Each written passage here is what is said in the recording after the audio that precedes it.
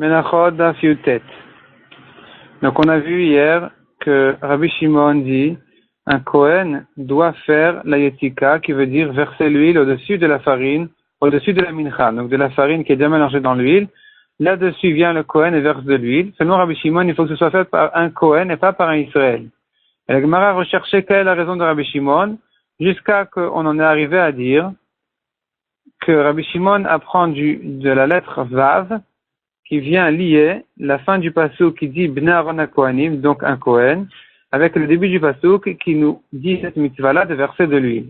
Donc le pasuk se trouve dans le Daf Yudchet Amud Bet en bas, et le pasuk dit Viatzak aleh Shemen, Menatan ala levona, donc il versera de l'huile, il mettra de la levona, Vevial Bnei Aaron HaKohanim, et il amènera chez les fils de Aaron et Kohanim, et donc de la lettre Vevia, il amènera la mincha au Kohen. On comprend que le Kohen est lié aussi au début du pasuk, qui veut dire que il doit verser de l'huile sur la mincha. Donc, voyons ici dans le Daf Yutet Amud Aleph, on commence à peu près à 10 lignes d'en haut, après la parenthèse. Donc, il y a une ligne qui fait une parenthèse, et la ligne d'en dessous, elle commence par Ela inutama de Rabbi Shimon. Voici la raison de Rabbi Shimon. Vehevia. Donc, la Torah dit que il amènera la mincha au Kohen. Vav mosif ayen rishon. Le mot, la lettre Vav vient s'ajouter sur le début du pasuk qui dit qu'il versera de l'huile. Donc de là on apprend que c'est le Kohen qui doit verser de l'huile. La Gemara s'étonne tout de suite. Ça va Rabbi Shimon, est-ce que Rabbi Shimon pense vraiment Vav mosif alinyan rishon, que le mot est, donc la lettre Vav vient s'ajouter sur le début du pasuk? Et la meata, si c'est comme ça, comment on comprend le pasuk qui dit Dirtiv veshachat et ben abakar? Donc la Torah dit, et il fera la shrita au veau, veikrivu bnei Aaron HaKohanim et Adam, et les fils d'Aaron, les Kohanim, vont approcher le sang, vezarku et Adam, et ils jetteront le sang sur le mizbeach. Mikabala veilach, de là on apprend qu'à partir de la réception du sang, mitzvat keuna, c'est une mitzvah qui concerne que les Kohanim, puisque c'est écrit d'abord veshachat, c'est pas encore écrit qu'il s'agit d'un Kohen. Ensuite, c'est écrit Vekrivu bnei Aaron HaKohanim et Adam, c'est les Kohanim qui vont recevoir le sang. Le mot Vekrivu veut dire recevoir ici. Et donc, on apprend de là qu'à partir de la réception du sang, ça concerne les Kohanim. Mais la Shrita, elle peut être faite même par un Israël. C'est ce que dit la Gemara tout de suite. Melamed, ça vient nous apprendre à la Shrita, chez Kshera Bezar, pour la Shrita qui est Kshera même par un Israël. Il est Rabbi Shimon, si on dit comme Rabbi Shimon, que Vav Mosif Alian Rishon, si on disait que le mot Vav, donc, la lettre Vav, veut s'ajouter sur le début du pasuk, ici aussi on devrait dire, Shrita Hachinami Bezarte Psula, que la Shrita devrait être Psula par un étranger par hasard, puisque la Torah dit Veshachat et ben Abakar, et il fera la Shrita Veikrivu Bnei Aaron HaKohanim, et les Kohanim vont recevoir le sang. Donc, puisque la Torah nous dit et les Kohanim, ça vient lier les Kohanim au début du pasuk aussi, donc à la Shrita aussi, qu'elle aussi est concernée, que les Kohanim la Shrita ne peut être faite que par les Kohanim. Donc, ça contredit l'halakha connue que un étranger peut faire la Shrita. Répond la Gemara. En réalité, comme on l'a dit, Rabbi Shimon en général, il pense comme ce qu'on a dit que Vav Mosif, donc quand s'écrit le mot E dans la Torah, la lettre Vav, ça vient s'ajouter sur le début du pasuk pour lier le début avec la suite du pasuk. Simplement ici, Shani Atam, dit la Gemara. Shani Atam, c'est différent là-bas en ce qui concerne la Shrita. On ne dit pas cette dracha-là. On dit que la Shrita peut être faite même par un Israël, qui n'est pas Kohen. De Amarkra, car la Torah dit, Vesamach Veshachat. La Torah dit, il appuiera sa main sur le korban et il fera la shrita. Masmicha bezarim, de même que la smicha, donc la smicha, c'est-à-dire que le propriétaire du korban doit appuyer ses mains de toutes ses forces sur la tête de la bête du korban et faire un vidouille. De même que cette mitzvah-là de smicha, elle est faite par des étrangers, puisque c'est fait par les propriétaires du korban. Av shrita bezarim, de même la shrita, elle est faite par des étrangers, par des Israël. Imasmicha bebealim, si c'est comme ça qu'on fait cette dracha, donc en réalité ce que la Gemara dit maintenant, c'est qu'on considère que cette dracha elle surmonte l'autre dracha, de dire que la shrita elle est faite par celui qui fait la smicha, c'est-à-dire un étranger qui n'est pas Kohen, plutôt que de dire que la shrita doit être faite par celui qui reçoit le sang. Demande à Gemara si c'est comme ça, on devrait dire. De même que la smicha elle est faite par le propriétaire. Shrita bebe'alim, de la même manière, c'est le propriétaire du korban qui doit faire la shrita du korban. Or, c'est pas comme ça, la lacha. N'importe qui peut faire la shrita du korban. Répond la Gemara, haoulama titamrat. Cette svara là, ce cache là, on peut pas le dire. On peut pas dire que de même que le propriétaire, celui qui fait la smicha, de la même manière celui qui fait la shrita. Pourquoi on peut pas dire ça? Kalvachomer. On a un kalvachomer qui contredit ça. Umazrika dikar kapara. Si déjà lorsqu'on jette le sang sur le misbéar, qui est l'essentiel de la kapara, lobaya be'alim. Ça ne nécessite pas les propriétaires du korban, c'est fait par un Kohen. Shrita de la vikar kapara, le kol sheken. Alors la shrita qui n'est pas l'essentiel de la kapara, du pardon, n'est-ce pas un kalvachomer que, a fortiori, ça ne nécessite pas le propriétaire du korban, ça peut être fait par n'importe qui. Puisque même la zrika qui est l'essentiel du korban, est kshera par quelqu'un qui n'est pas le propriétaire du korban. Kalvachomer la shrita qui est moins importante que la zrika. Demande à Gemara, dit la Gemara, vechitema, si tu veux me repousser en me disant, en danin efshar mishe yefshar, on n'apprend pas un cas où on a le choix d'un cas où on n'a pas le choix. C'est-à-dire, la zrika tadam, jeter le sang sur le misbéach, on n'a pas le choix. Ça ne peut pas être fait par le propriétaire parce que ça doit être fait par un Kohen. Tandis que la shrita, qui dit que on n'a pas besoin du propriétaire. Peut-être que puisque la shrita elle est kshera par un Israël, peut-être qu'effectivement, on demanderait qu'elle soit faite par le propriétaire. Répond la Gemara, donc revient la question, d'où sait-on que la shrita peut être faite par n'importe qui? Répond la Gemara, Gali Rachmana B'Yom Kippourim. La Torah nous a dévoilé à Yom Kippour que c'est le propriétaire du korban qui fait la shrita. Donc, Yom Kippour, c'est exceptionnel. Comme dit la Torah, on continue dans la Gemara, Veshachat et parachatat asherlo. Il fera la shrita du taureau, du korban chatat, qui lui appartient. Il s'agit du Kohen Gadol. Le Kohen Gadol amène un korban, et c'est lui qui lui fait la shrita. Ce korban-là lui appartient. Donc on voit ici que à Yom Kippour, il faut que le propriétaire, qui est le Kohen Gadol, fasse la shrita. Alors si on dit que tout le temps ça doit être fait par le propriétaire, évidemment que c'est le Kohen Gadol qui doit faire la shrita. Pourquoi est-ce que tu auras besoin de préciser? De là on apprend que, en général, la shrita n'a pas à être faite spécialement par le propriétaire du korban, elle peut être faite par n'importe qui. C'est ce que dit la Gemara. Mikla de shrita be'alma. De là on apprend que la shrita en général, lo beinan be'alim, n'a pas besoin d'être faite par le propriétaire du korban. Et c'est comme ça que la Gemara conclut ce sujet-là. Donc à savoir, Rabbi Shimon dit que la yetika, donc de verser l'huile sur la mincha, ça doit être fait par un Kohen.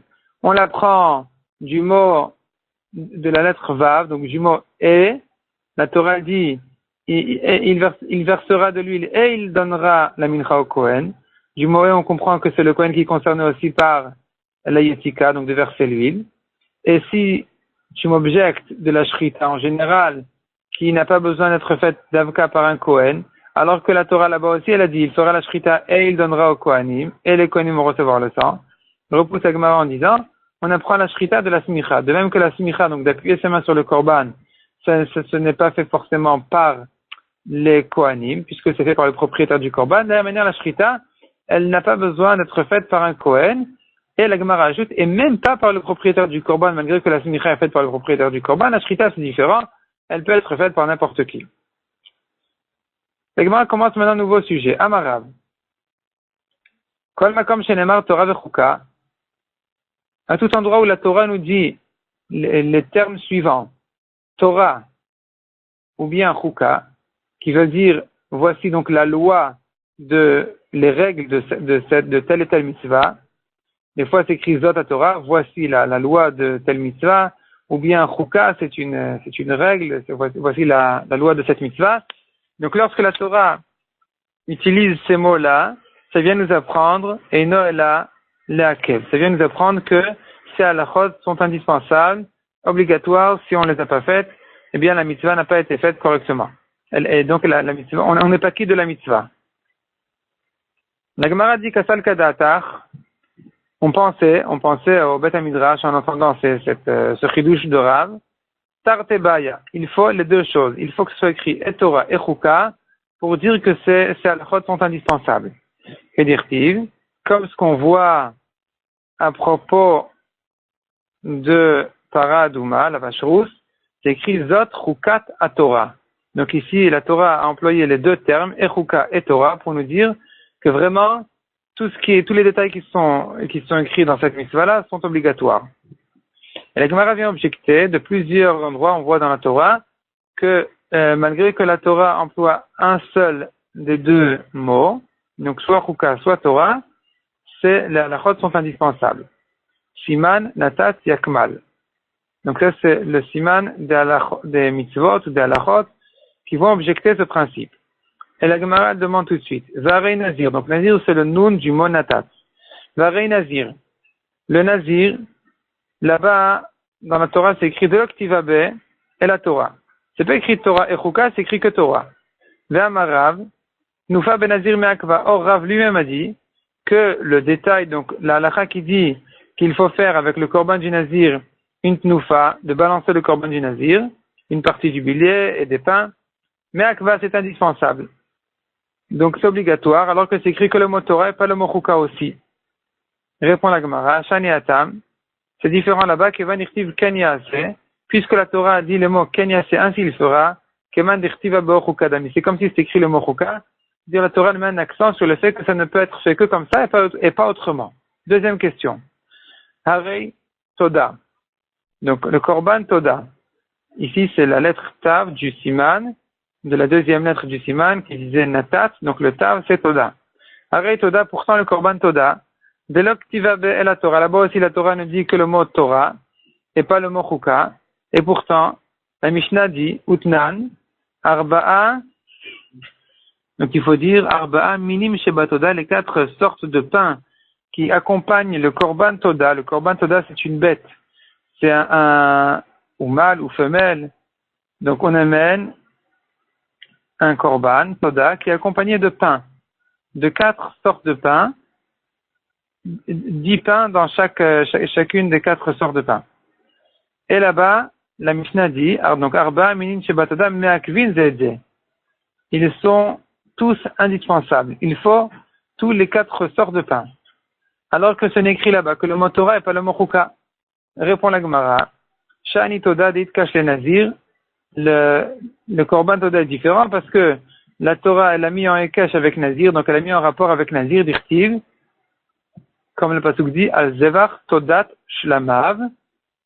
Donc, ici, la Torah, elle met en rapport le mot qui veut dire le Korban Toda avec Shlamav, avec son Korban Shlamim. De quel Shlamim il s'agit? Ve'amarmar, dit la Gemara, Shlamav, les rabot, Shalmei Nazir. Donc, le mot Shlamav, qui veut dire son Korban Shlamim, fait allusion au Korban Shlamim du Nazir.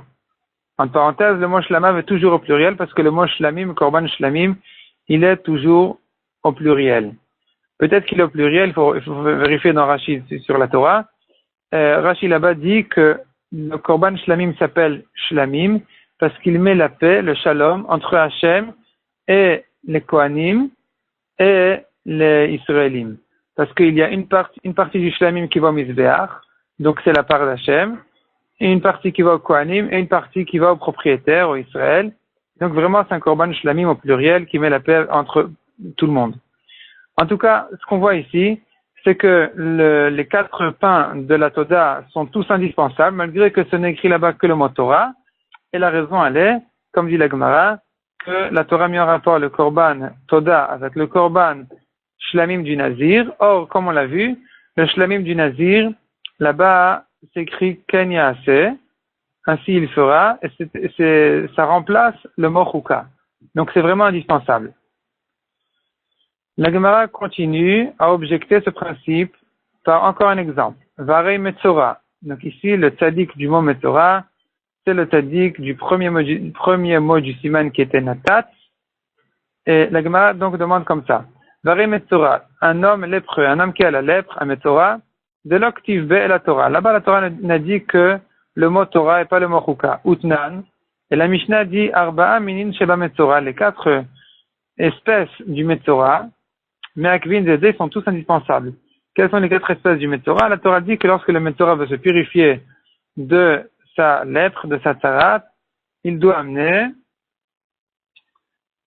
Rashi dit, Et Erez Ushni Tolat Vezov et Tiporim. Il doit amener un certain bois, une certaine laine, et encore une plante et des oiseaux.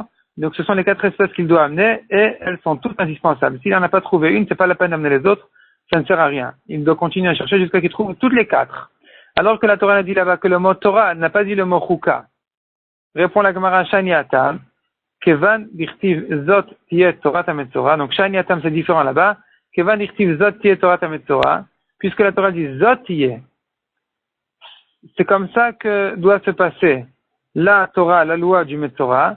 Donc la Torah aurait pu dire Zot Torah Tametzora. Et elle a ajouté un mot Zot Tiet. C'est que comme ça et pas autrement que doit se passer la loi du Metzora, la purification du Metzora. Donc ça remplace le mot Chuka. Keman dirtiv dit la Gemara, Keman dirtiv Chuka dami. C'est comme si c'est écrit le mot Chuka. Encore une question de la Gemara. Vare Yom Kippourim, donc c'est le Yud du Siman. Yom Kippourim, de l'octive B et la Chuka. Alors Yom Kippour c'est écrit dans la Torah que Chuka c'est pas écrit Torah. Utnan, la Mishnah dit dans Masechet Yoma Shnei Seirei Yom Kippourim, les 2 boucs de Yom Kippour, donc un qui est l'Hachem et un qui est l'Azazel.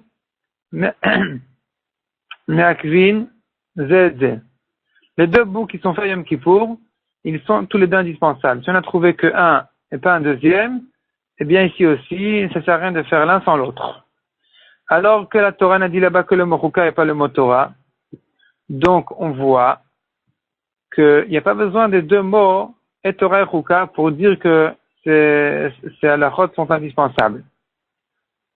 La Gemara accepte cette question et dit effectivement, elle a o Torah, o Chuka. Soit le mot Torah tout seul, soit le mot Chuka tout seul est suffisant pour nous faire comprendre que ces halachot sont indispensables. Et donc maintenant, on n'a plus besoin de toutes les réponses qu'on a dit jusqu'à présent, puisque c'est écrit le mot Torah, donc dans Nazir, dans Toda, dans Metzora, et le mot Chuka dans Yom Kippour, c'est suffisant pour nous laisser comprendre que c'est indispensable. Tout ce qui est écrit là-bas, c'était indispensable. Demande la Gemara, Varish Ar Korbanot. Ça, c'est le kouf du siman, Korbanot. Pourtant, les autres Korbanot, dirtiv Torah velo me'akve. Là-bas, c'est écrit le mot Torah, et pourtant, c'est pas me'akev. Rashi explique que, c'est-à-dire, si on n'a pas brûlé les graisses du Korban, il est kasher. Donc, on voit que malgré que c'est écrit le mot Torah, on ne dit pas que tous les détails de cette mitzvah sont indispensables. Il peut y en avoir des facultatifs. Répond la Gemara, effectivement. Torah, Baya Chuka. Quand c'est écrit que le mot Torah, c'est encore insuffisant pour comprendre que c'est indispensable. Il faut aussi le mot Chuka. Tandis que si c'est écrit le mot Chuka, Vechuka, lo Baya Torah. Si c'est écrit le mot Chuka, il est suffisant. Il n'a pas besoin d'être accompagné par le mot Torah pour comprendre que c'est indispensable. C'est pour ça que Yom Kippour, où c'est écrit Chuka, c'est suffisant pour comprendre que les 2 boucs sont indispensables. Tandis que, en ce qui concerne les autres korbanot où c'est écrit que le mot Torah, eh bien là-bas, on pourrait dire que certaines parties de ces mitzvot, des korbanot, et certaines parties sont facultatives. Pas tout est obligatoire. En ce qui concerne les premières objections, on devra répondre comme ce qu'on a déjà répondu. C'est-à-dire que quand la Torah se répète un peu, en disant ainsi il fera, ou bien zot yes, c'est que comme ça remplace une répétition qui nous laisse comprendre que c'est obligatoire. Donc maintenant, on est en train de maintenir la svara qui dit que si c'est écrit le mot Chuka, c'est indispensable. Le mot Torah, c'est encore facultatif. Demande à Gemara, Veha Torah ve Chuka ke'amar. Comment dire qu'il y a une différence entre le mot Torah et le mot Chuka, que le mot Torah est encore insuffisant, le mot Chuka est suffisant pour comprendre que c'est obligatoire. Pourtant, Rav a dit, à tout endroit où on trouve le mot Torah et Chuka, c'est indispensable. Donc, comment faire une différence entre ces 2 mots-là? Répond la Gemara, Achika Amar, ainsi a dit Rav, ainsi Rav a voulu dire, Afal Gav Dirtiv Torah, malgré qu'il est écrit le mot Torah, c'est encore insuffisant. Iktiva chuka in, si c'est écrit aussi le mot chuka, oui, oui, c'est indispensable. Ve'i lolo. Mais si la Torah n'a pas ajouté le mot chuka, on peut encore dire que ces halachot là sont facultatives. Demande à Gemara, vare mincha. Ve'arei mincha. Donc, on en est au même du siman.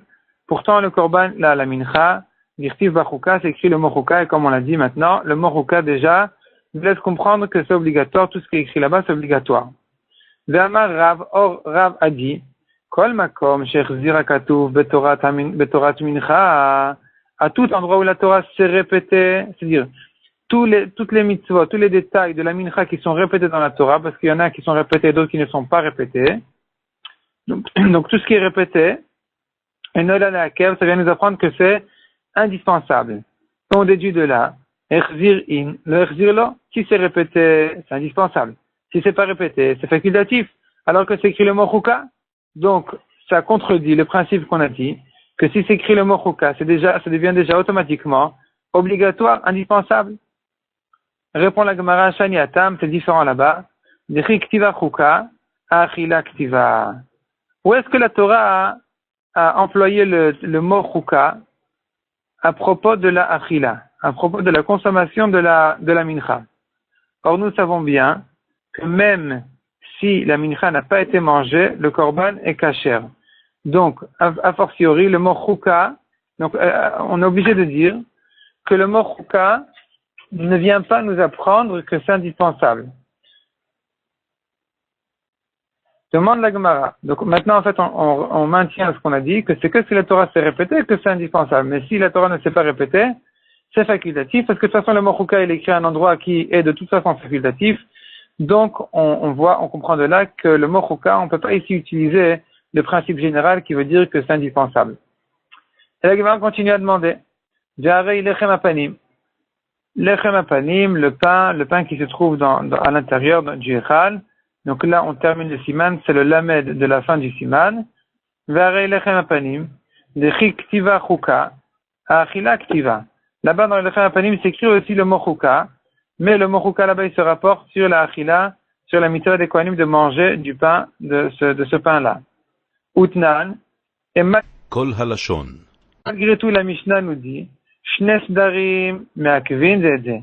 Les deux rangées de pain. Dans chaque rangée, il y a 6 pains, un sur l'autre, sur la table, qui se trouve à l'intérieur du echal.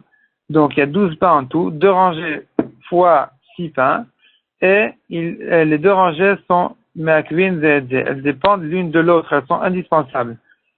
De même, Shne bazichin, les 2 récipients de levona qui se trouvent aussi sur cette même table, qui sont d'ailleurs la part du misbéach, c'est ce qui va arriver au misbéach, puisque les pains sont mangés par les kohanim et la levona elle est brûlée au misbéach.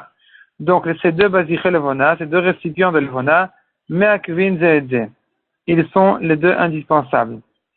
Asdarin ve'abazichin, la Mishnah continue à nous dire que les rangées de pain, les pains donc, ve'abazichin et les récipients, donc la levona, les pains et la levona, me'akvin ze'edze, ils dépendent l'un de l'autre. C'est-à-dire, si on a les pains sans la levona sans les pains, c'est insuffisant, ça vaut rien. Il faut avoir les 2. Donc on voit que malgré que c'est écrit le mot chuka à propos de la achila, de la consommation du korban, qui de toute façon n'est que facultative, on comprend quand même que le reste de la mitzvah est obligatoire. Et là, donc la Gemara répond et dit comme ça. Quand les chadirtiva à achila, lorsque c'est écrit le mot chuka en ce qui concerne la achila, de manger le korban, à kulamil taktiva. Donc, non, c'est pas la réponse, pardon, c'est la fin de la question. Donc, elle a dit la Gemara. Donc, on est obligé de comprendre que quand les chadirtiva achila, malgré que le mot chuka est écrit en ce qui concerne la achila du korban, de manger le korban, à kulamil taktiva, ça se rapporte sur toute la mitzvah entière. Donc, revient la question. En ce qui concerne la mincha, c'est écrit le mot aussi chuka. Donc pourquoi est-ce qu'on a eu besoin de dire que seul ce qui était répété par la Torah, c'est obligatoire, le reste c'est facultatif?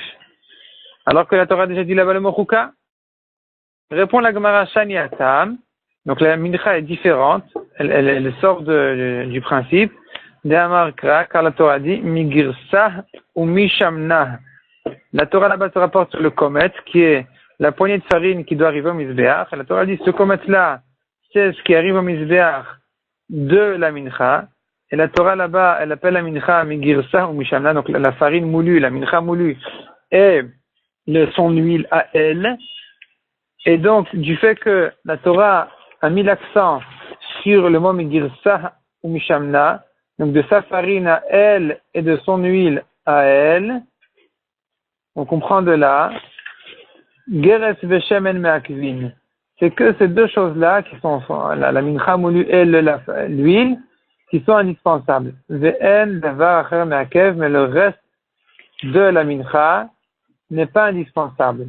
Donc, il ne nous reste plus qu'à dire que seul ce que la Torah a répété, c'est indispensable. Ce qui n'a pas été répété par la Torah n'est pas indispensable. Donc, à la totale, dans la mincha, ce qui reste indispensable, c'est soit ce que la Torah a répété, soit girsa veshamna, qui veut dire la mincha elle-même, qui sont donc la farine moulue et son huile. On continue dans la Gemara, donc on a tourné la page, on a la deuxième ligne. Goufa Amarav. Donc on revient aux paroles de Rav, qui a dit, Kol makom, shechzir lecha katuv Torah, mincha, tout ce que la Torah a répété à propos de la mincha, et Noël à la kev, ça vient nous apprendre que c'est obligatoire. Ou Shmuel Amar, Shmuel n'est pas d'accord avec ce principe et il dit, Geres veshemen me'akvin. Seule la farine moulue et l'huile sont obligatoires. Ve'en davar acher me'akev, le reste de la mincha est facultatif. Demande à Gemara les Shmuel, Afalgav, les Tana Bekra, selon Shmuel, est-ce que même lorsque la Torah se répétait l'homme est akvalé, ça ne vient pas selon Shmuel pour nous apprendre que c'est obligatoire? Et là, donc la Gemara repousse cette vara et dit, Kol echad etana bekra, vadaï me'akva. Si la Torah se répétait ici, évidemment que ça vient nous apprendre que c'est obligatoire. Et si c'est comme ça, pourquoi est-ce que Shmuel a eu besoin de dire qu'il n'y a que la farine et l'huile qui sont obligatoires? En fait, où est la marloquette entre Rav et Shmuel? Répond la Gemara, Ve'acha bemlo kumtso bekumtso kamiflege. Donc la marloquette entre Rav et Shmuel, qui a priori devrait dire la même chose. Parce que, qu'est-ce que Rav a dit?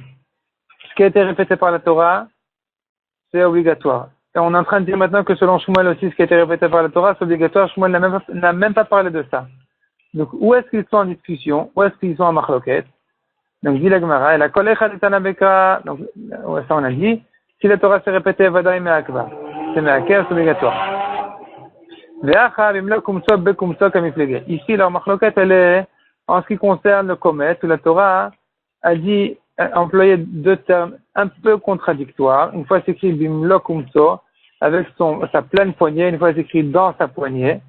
Detania, la Braïta apprend de là, melo kumso, bekumso.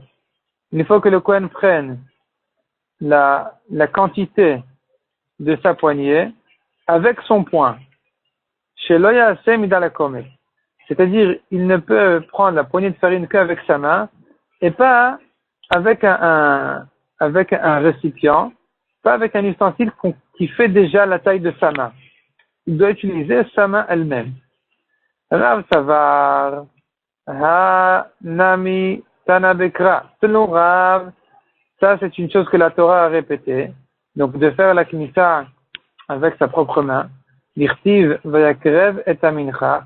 Comme la Torah le dit, vayakrev et amincha, il a sacrifié la mincha. Enfin ici il a approché la mincha. Vayimalek apomimena. Il a rempli sa main d'elle. Donc ici la Torah a répété, puisqu'elle a déjà dit une fois Melokumso bekumso dans sa main. Et ici elle répète Vaimalech apomimena, elle a rempli sa main d'elle, de la mincha, de la farine. Donc puisque la Torah s'est répétée, c'est obligatoire. Il ne peut faire qu'avec sa main.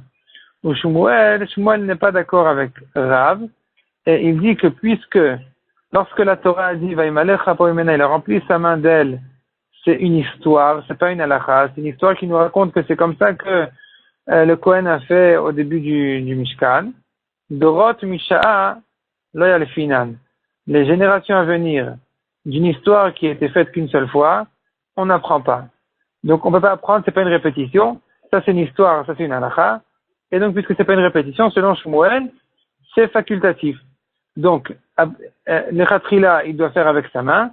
Et si il n'a pas fait avec sa main, il a fait la kmitza, il a pris la farine, non pas avec sa main, mais avec un récipient qui contient exactement la quantité de farine qui peut rentrer dans sa main, ça va aussi. La Gemara demande tout de suite, Velo yalif Shmuel Dorot Misha, est-ce que Shmuel n'apprend pas les générations à venir de l'histoire? Ve'atnan, pourtant la Mishnah nous dit, Klei halach, les récipients de liquide, Mekadshin et halach, ils sanctifient les liquides. Umidat yavesh, et les récipients de solide, Mekadshin et yavesh, ils sanctifient tout ce qui est solide. Ve'en klei halach, Mekadshin et yavesh, les récipients de liquide ne sanctifient pas le solide. Ve'lo midat yavesh, et les récipients de solide, c'est-à-dire les mesures de solide, donc les récipients de mesure de solide, ve'lo midat yavesh Mekadshin et halach. Eux aussi, eux non plus, ne sanctifient pas le liquide. C'est-à-dire que tous les corbanotes, en général, donc pas de farine, disons, toutes les farines ou tout ce qui n'est pas vivant,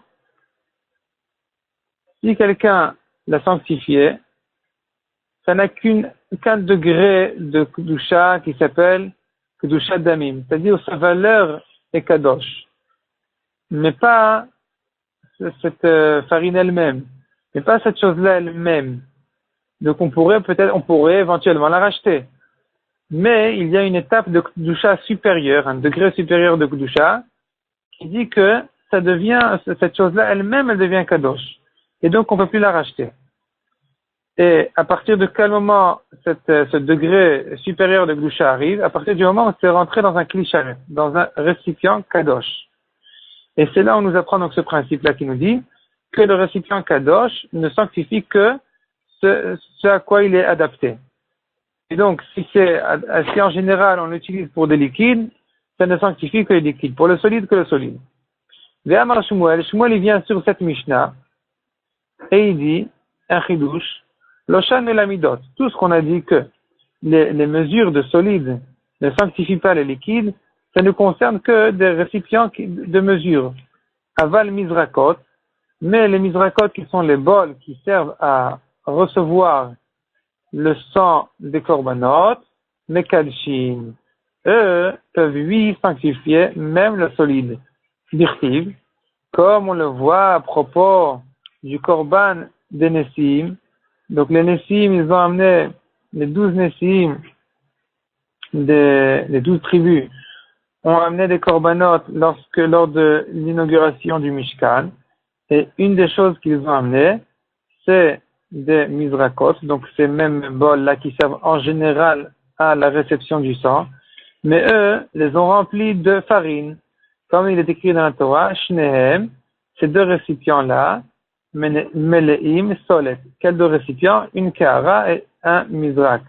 Donc la kehara, ça ne nous regarde pas maintenant, ce qui nous concerne maintenant, c'est le mizrak. Le mizrak, c'est ce bol-là qui sert en général à recevoir le sang, et il était rempli de sol et de farine. Donc on voit que la Torah accepte que ce mizrak serve aussi à la farine. Donc dorénavant, le mizrak, malgré qu'en général il sert à recevoir le sang, il peut sanctifier même la farine, même le solide.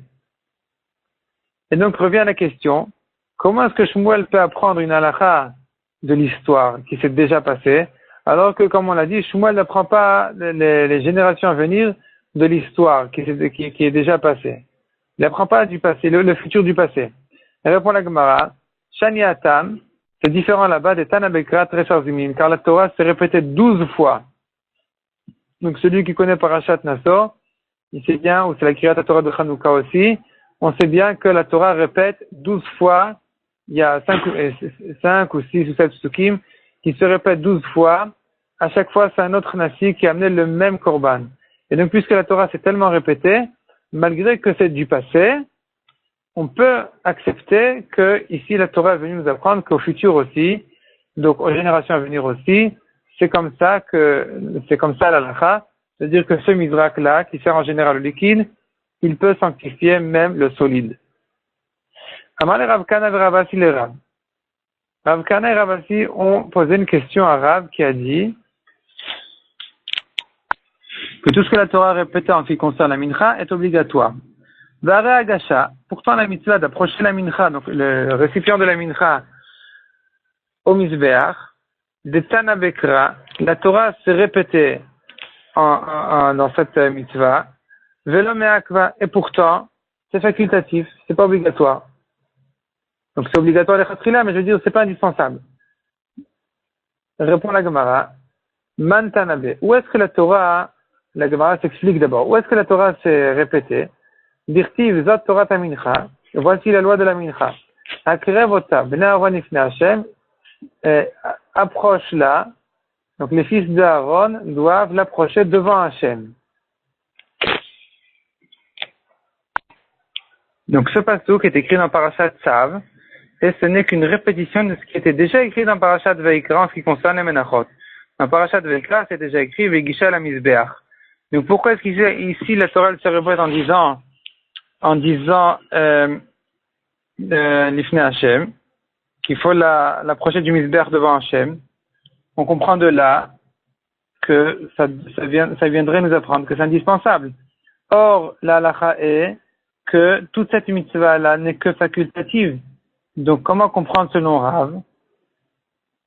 Il répond la Gemara, Haou, ce pasouk-là, l'ikvo ala makom udaata.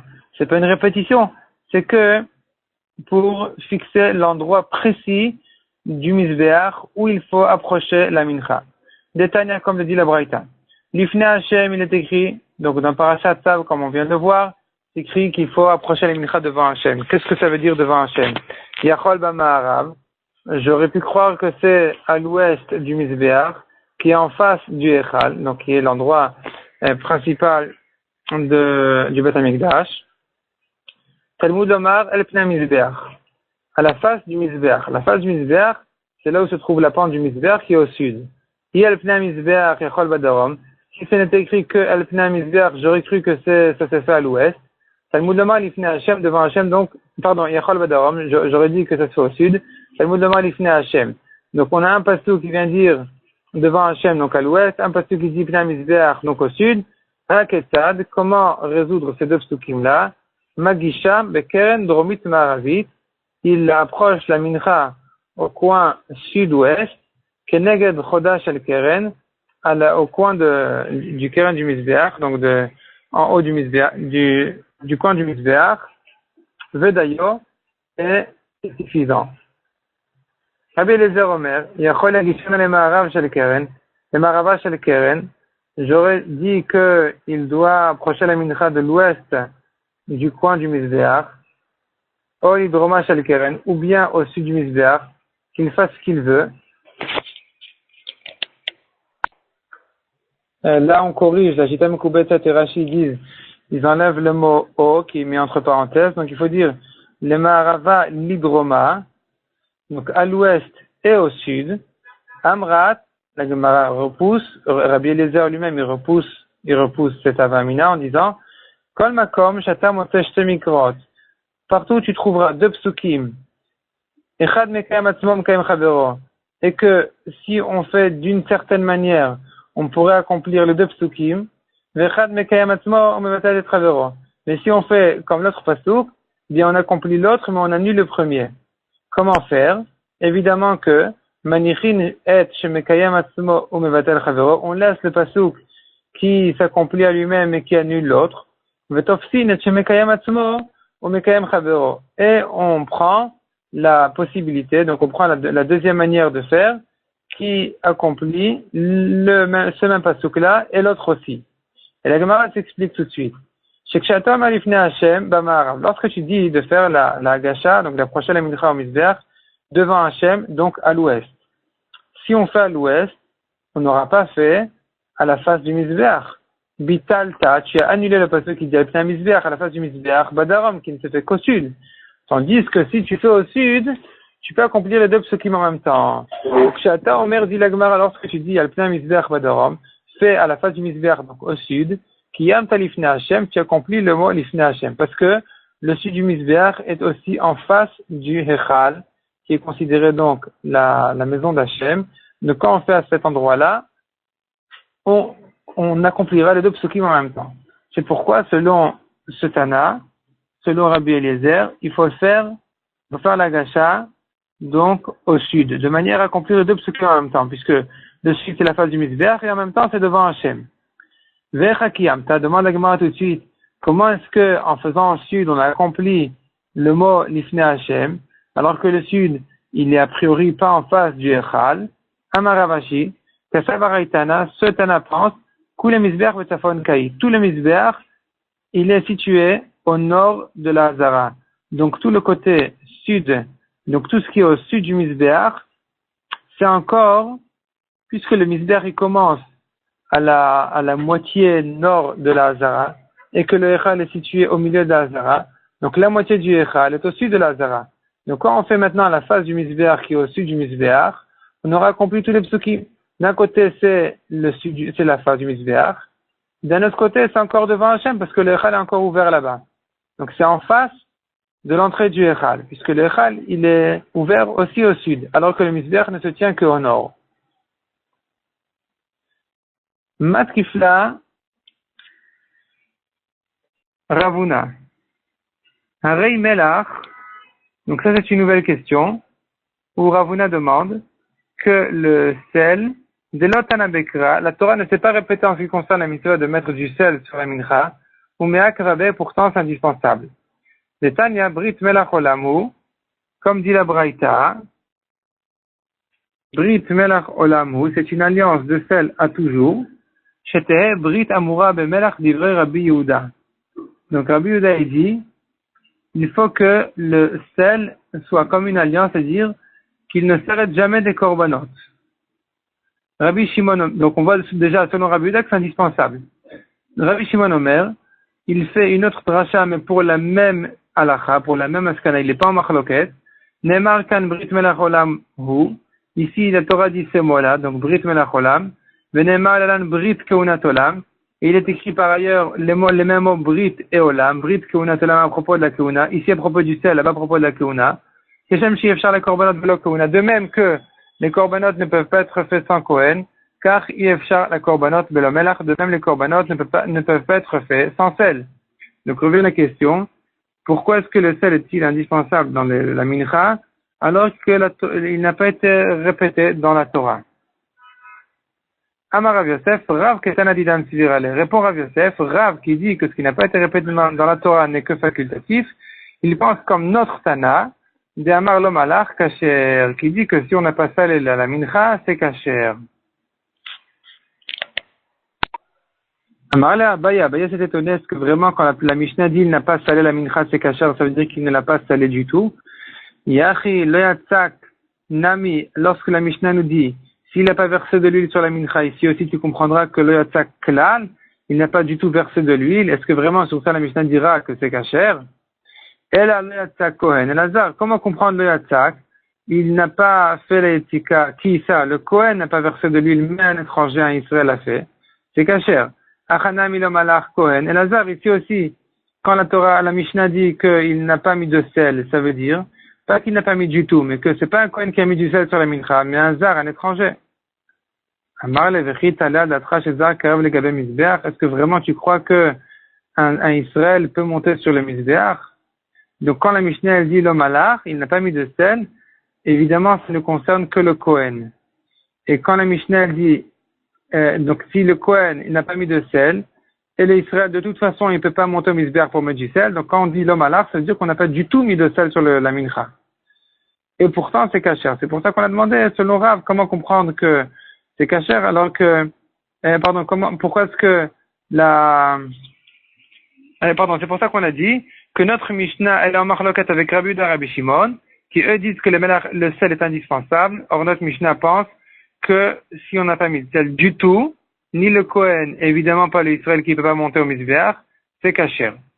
Veille baïtema, deuxième réponse, Kevan dirtiv avec Brit, puisque la Torah a dit Brit, c'est une alliance, Keman detana bekradamia, c'est comme si la Torah s'était répétée, et c'est pourquoi Rav est bien d'accord avec Rabbi Yehuda et Rabbi Shimon, qui disent que le sel est indispensable pour la mincha. השיעור לא האזנתם, הוקלט ונערך עבורכם על ידי כל הלשון. אתם מוזמנים להמשיך ולהאזין בכל שעה לשיעורים והדרשות בכל התחומים ומכל הרבנים בכל הלשון.